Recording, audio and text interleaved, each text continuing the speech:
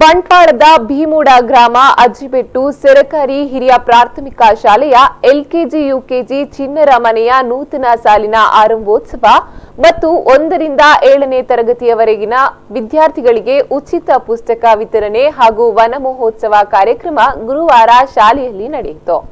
ನೂತನ ವಿದ್ಯಾರ್ಥಿಗಳಿಗೆ ಗಣ್ಯರು ಗುಲಾಬಿ ಹೂ ನೀಡುವ ಮೂಲಕ ಶಾಲೆಗೆ ಬರಮಾಡಿಕೊಂಡರು. ಕ್ಷೇತ್ರ ಶಿಕ್ಷಣಾಧಿಕಾರಿ ಎನ್ ಶಿವಪ್ರಕಾಶ್ ದೀಪ ಪ್ರಜ್ವಲಿಸಿ ಕಾರ್ಯಕ್ರಮ ಉದ್ಘಾಟಿಸಿದ್ರು. ರೋಟರಿ ಕ್ಲಬ್ ಅಧ್ಯಕ್ಷ ಸಂಜೀವ ಪೂಜಾರಿ ಶಾಲಾ ಆವರಣದಲ್ಲಿ ಗಿಡ ನೆಡುವ ಮೂಲಕ ವನ ಮಹೋತ್ಸವಕ್ಕೆ ಚಾಲನೆ ನೀಡಿದ್ರು. ರೋಟರಿ ನಿಯೋಜಿತ ಅಧ್ಯಕ್ಷ ಮಂಜುನಾಥ್ ಆಚಾರ್ಯ ವಿದ್ಯಾರ್ಥಿಗಳಿಗೆ ಉಚಿತ ಪುಸ್ತಕ ವಿತರಣೆ ಮಾಡಿದ್ರು. ಬಂಟ್ವಾಳ ಯೋಜನಾ ಪ್ರಾಧಿಕಾರದ ಅಧ್ಯಕ್ಷ ಸದಾಶಿವ ಬಂಗೇರ, ತಾಲೂಕು ಪಂಚಾಯತ್ ಸದಸ್ಯ ಅಬ್ಯಾಸ್ ಅಲಿ, ಸ್ವರ್ಣೋದ್ಯಮಿ ಸುನಿಲ್, ಹಳೆ ವಿದ್ಯಾರ್ಥಿ ಸಂಘದ ಅಧ್ಯಕ್ಷ ಪ್ರಮೋದ್ ಕುಮಾರ್, ಶಾಲಾಭಿವೃದ್ಧಿ ಸಮಿತಿ ನಿಕಟಪೂರ್ವ ಅಧ್ಯಕ್ಷ ಸತೀಶ್ ಕುಲಾಲ್, ಹಳೆ ವಿದ್ಯಾರ್ಥಿ ಜಯಂತ್ ಅಗ್ರಬೈಲು, ಶ್ರೀಧರ್ ಅಮೀನ್ ಹಾಜರಿದ್ದರು. ಸಂದೀಪ್ ಸಾಲ್ಯಾನ್, ವಿ4 ನ್ಯೂಸ್ 24/7 ಬಂಟ್ವಾಳ.